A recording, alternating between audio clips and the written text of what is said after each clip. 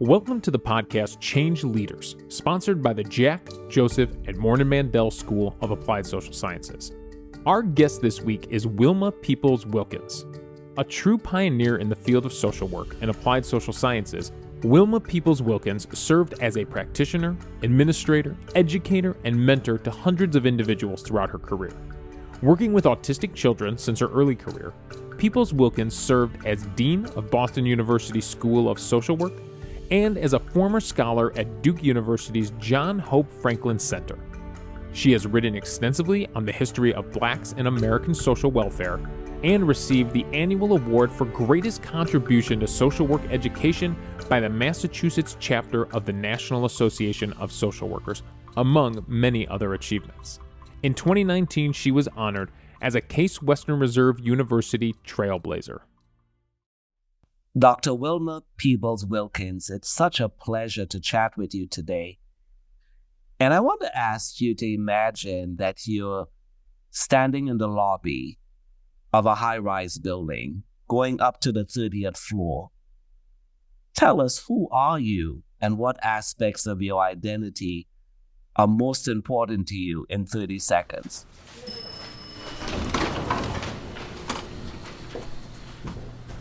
Okay, well, I don't know about the 30 seconds, but I consider myself as being like a jigsaw puzzle with individual pieces or tools, which include my life experiences and those who have supported me along the way.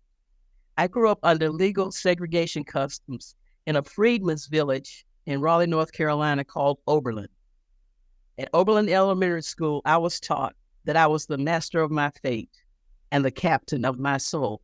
And that's from, for those who don't know it, a poem Invictus by William Ernest Henley. And they drilled that into us continuously. I attended Cardinal Gibbons Catholic High School, the only integrated high school in the state of North Carolina at that time. I attended North Carolina State University, which was a male-dominated research institution. And at the time that I was there, few women. I was one of the early female graduates, Black too, of North Carolina State University. And of course, Case Western Reserve University and the School of Applied Social Sciences, we didn't have an MSAS at that time, are also probably bigger pieces of that jigsaw puzzle and those tools.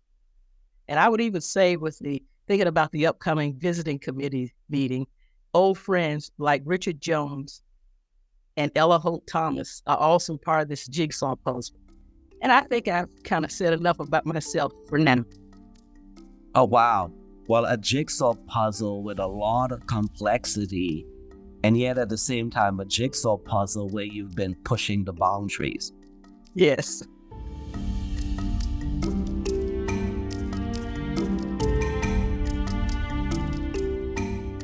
So tell us, what are some misconceptions? We hear about social workers, and lots of folks have different misconceptions around what a social work actually does. Tell us, what are some of the misconceptions you've had to address during your career? Right. What I will do is just spill out some comments that people have made. And I'll start with my nephew, who's a mathematician, and he just frowns and looks at me. He wants to know why we have to have books. Some people call us bleeding hearts. Others see us as people who make excuses for others. And then some of us think of us as secretaries. I think they're thinking about the welfare benefits and people pushing papers. But I think the worst thing I've ever heard was when we were lobbying for social work legislation, licensure in North Carolina. One of the legislators said to me, "That is something my mama can do." And he emphasized mama when he said it. So sometimes the perceptions about social workers are not all that great. And let me just say, the career path part of it is it's kind of a half truth that it's a misconception, because most people see this female dominated profession as one that won't make much money. So to some extent, most social workers will not make a lot of money, and you shouldn't be going into social work. It should be a form of altruism in your heart that makes you want to be a social worker? You know, I think you've touched on all the stereotypes there, and how could we also not forget child snatchers, right? You know, social workers go into homes and they remove. That's right. That's right. Yeah, I started out that way in my career as a social worker, so I'm very familiar with that. Yeah.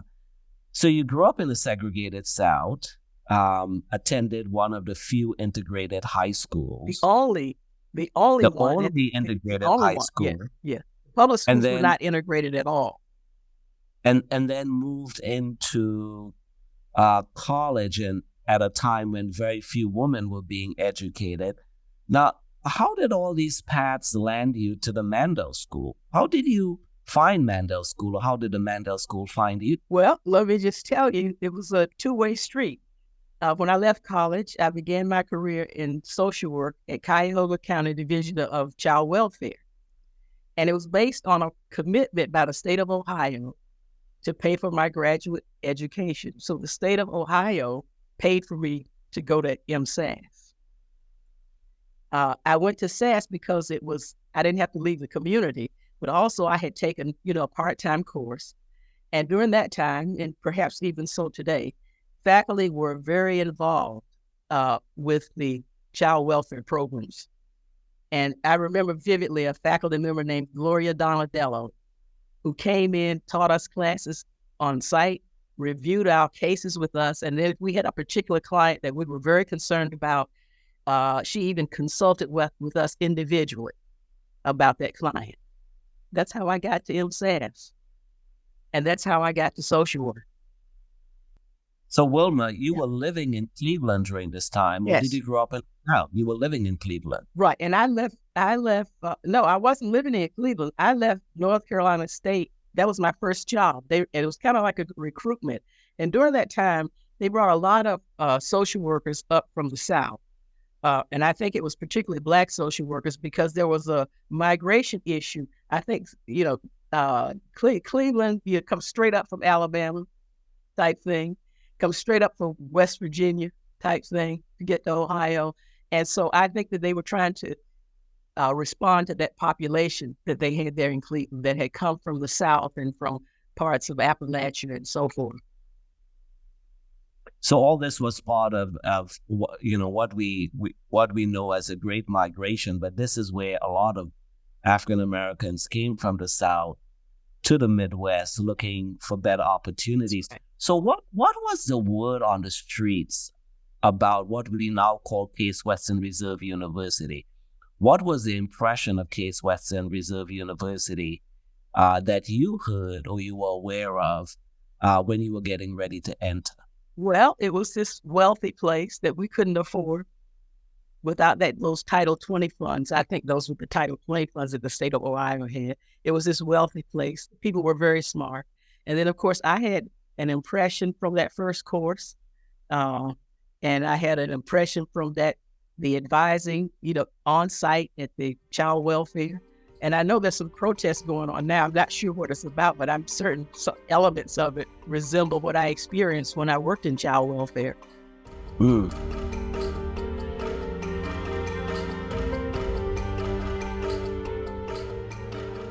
Growing up in the South, migrating to the Midwest, again, being a trailblazer in many different ways, being instilled at an early age that you are the captain of your own ship.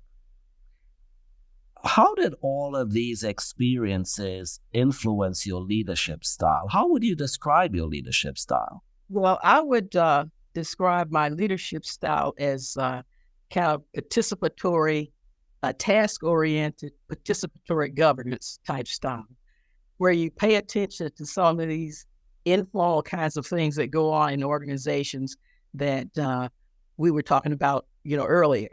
You can't just pay attention to the formal. And it doesn't mean that they have a say-so on everything that goes on or makes the last decisions. I think I tend to keep the budget and not let them get involved in too much things that have to do with the budget. They can make a request and all of that. But that's kind of basically my style. But my style also is a like Ella Baker, the civil rights activists. It's a behind the scenes type. So say a little bit more about that, the behind the scenes. You use a lot of very uh, uh, big concept words there in terms of participatory, but I also heard you say that you attend to the relational dynamic. Yes, yes. The things that happen behind the curtain. Talk a little bit more about that. Well, things happen in organizations, attitudes toward the organization itself, the broader organization, attitudes toward the social work element of it, attitudes toward the leaders and so forth. And the thing that I say is that you have to pay attention to all of these. And one of the things that goes on about leadership is that a leader has to have followers. Mm-hmm. And what Ella Baker used to say is that you probably won't see me on TV.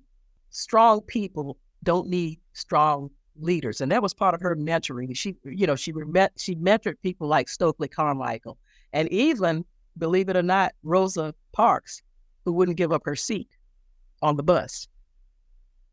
But I always think about Ella Baker. She had an influence. She graduated from Shaw University, but she also had an influence at New York, and she was involved in NAACP and lots of civil rights and human rights programs. But when I was working in Boston, we ran after-school programs, and I would go out with the donor.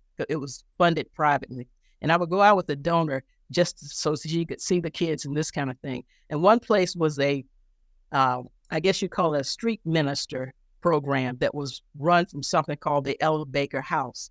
And that house stood up on a hill overlooking Dorchester Bay.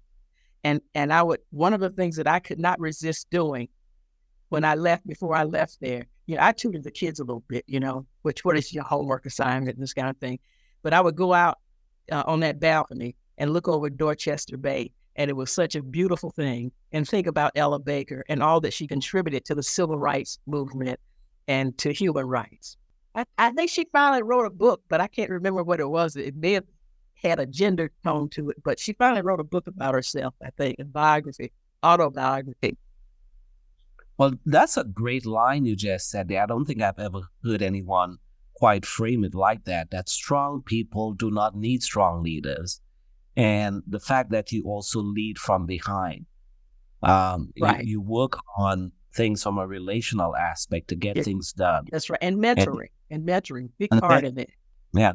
So now you're at a point in time where you've had such an illustrious career, dean of a major institution, social work pioneer, so many accolades that are so well deserving. And I think of many of us wishing that we had the ability of authors to rewrite certain chapters in our lives.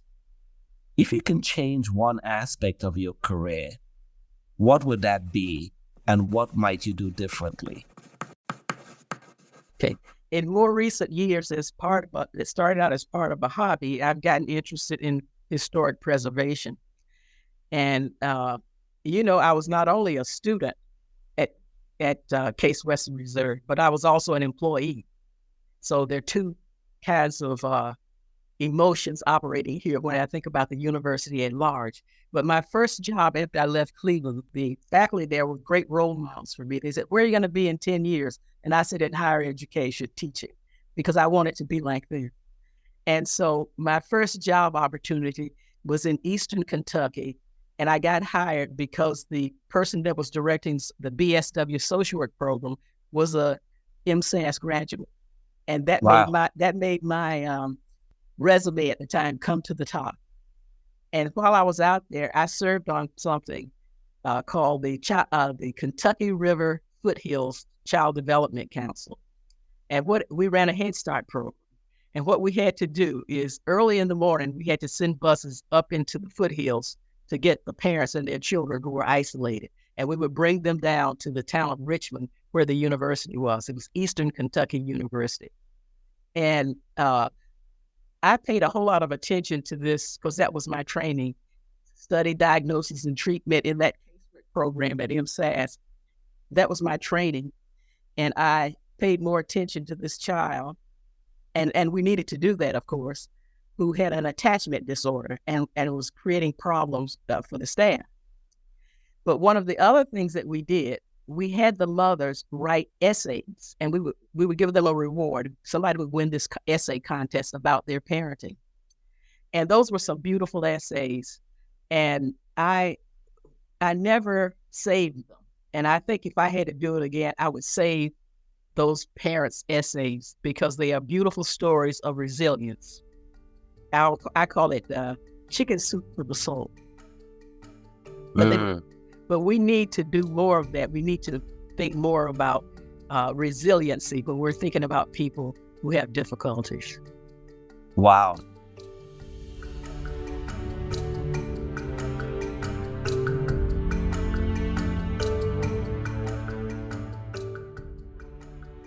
You're standing in front of a class and you're giving advice to some of our incoming students. What would be 2 or 3 pieces of advice you'd like to share with them? Well, I would like for them, number one, to be, and this gets back to this issue of resilience, I would like them to be less deficit focused, because we tend, and even our society now has this deficit lens where they assume things about people. You can have a classroom where a Black child and a white child are doing the exact same thing, and the Black child gets a different, especially if it's a male, gets a different kind of punishment than that white child, and it was the same behavior. And you and I had a discussion about this a while back, I think. I just think that resilience should be part of any kind of evaluation, study, diagnosis, treatment, which is also a large part of that puzzle that I'm talking about. We just need to be focused more on people's abilities and their strengths. And that's not to say that you ignore concerns, but I think that people are stronger than we sometimes recognize. Yeah, so and I think this is something we continue to struggle with in social work. How do we see individuals, particularly minoritized individuals, That's right, in their full complexity, not on one dimension and just dimensions of need, but how do we see people as having strengths and capacities in addition to having needs, which we all do as human beings? That's right. That's right. Oh. And how does a social work student develop that capacity, particularly students who haven't had the opportunity to interact with folks who are dissimilar to themselves? What pieces of advice would you give to them? Well, I think that what we fail to recognize is how privileged some of our social workers are, irrespective of those misconceptions that people have. Many people that go into social work are privileged, and we need to think about that. And I think that they need to recognize that they are privileged and think about how they see other people because they're privileged. My cousin wrote a book recently about the Black neighborhoods, and it was about all these wonderful things that people had done in Raleigh, building a drugstore and so forth. And we were communicating, the new thing, you got to do it on Facebook, and then you got to have a group on Facebook. And so in our I Grew Up in Raleigh Facebook page, somebody said, oh, yes, I remember driving through there and seeing all that poverty, and I was so upset. Well, the book isn't about poverty. The book is about all the achievements of these Black professionals and how they did it under legalized segregation customs. Right, which tells a very complex story, right? In spite of barriers, institutional barriers and hardships, folks overcoming and accomplishing incredible. That's right. That's right. That's that resilience thing that people need to keep in mind when they're thinking about people who need help. Well, also a reminder that we are all socialized to look at particular groups based on social addresses from particular, or sometimes in biased ways, right? That society teaches. That's true. That's true. I probably have a few myself that I have to work on still at 78. Yeah, well, it's a continuous journey of living and unpacking, as you've said. Now, this is a fun part I always like to get to. And it goes back to influences. If you could invite 3 guests who've inspired you, and these guests could be individuals who are either alive or passed on, to a dinner party, who would the 3 guests be and why? Okay, one would be my father, who believed in planting acorns for others. And I would hear this story over and over again. And it's biblical because he was very religious. We called it a parable. Some people call it adages or whatever. But the story is that the man is sitting there watching a man plant an acorn, and he looks at him and said, "You're a fool. It will take that acorn so long to grow into an oak tree, you won't see it." And the man said, "I'm not planting this acorn for myself. I'm planting it for others." And so he's the first person that I would invite. The other person I would invite is Bishop Benson Waters of the Diocese of Raleigh, who integrated the Catholic high schools here before the Brown decision. Wow. And that's very significant. And people can't face that because they don't understand how it happened, and it was uneventful. There were KKK in parts of North Carolina, kind of protesting about it, but they didn't do anything. It was uneventful. The students entered the school. There were no protests from parents or anything. The students just entered the school. And I think the first one graduated, it might have been around 54. I'd have to look that up to be accurate, but it was way before they integrated the schools in North Carolina. Most of it occurred around the 60s because people fought the first and the second Brown decision. It was terrible resistance here under this philosophy of political moderation. That was the governor's focus, was moderation politics. And I could talk about this because that's what I did my dissertation on at Chapel Hill. So anyway, the other person I would invite is Ella Baker, of course, who's the human rights advocate that I mentioned before and the mentor that I mentioned before, who said, as you heard me say, "You may never see me on TV, and strong people do not need strong leaders." The other thing I hope would happen is that Andrew Billingsley would crash the dinner party. Yeah. And who is Andrew Billingsley? Andrew Billingsley is this is one of the classic SAS books that we read, was the author of and it is a classic work, Black Families in White America. And he talked a lot about how Black people have achieved. And he used terms like opportunity screens and so forth. But he wouldn't say door, because he said the door of opportunities was not open to Black people, that they got there through screens. And I learned so much from that book. I want him to be the party crasher.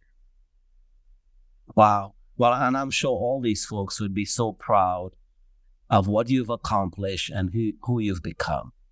Yeah, well, I feel good about my accomplishments. It's been a wonderful journey, some detours, some roadblocks, but very prosperous. So as you look back over your life, what do you know for sure? Okay, well, we're going to talk about that high-rise apartment. So to paraphrase Langston Hughes in his poem, Mother to Son, life is not a crystal stair. There are splinters and broken boards, but we must keep climbing. And so this building, this high-rise building, may not even have an elevator or any ADA accommodation. So we need to think about it. Right. But you find your way to get to where you need to get to. That's right. You, like my former husband used to talk about taking bags of groceries up steps in the New York buildings, that didn't have any elevators. And so it's that sort of thing. Yeah, well, as you said that, I remembered some of the words of Martin Luther King. He says, if you can run, you walk. If you can walk, you crawl. Right. But you keep on going. You keep on going. You keep on going, for sure. Well, thank you so much for spending this time with us. And thanks for the conversation. It was stimulating. It made me think a little bit.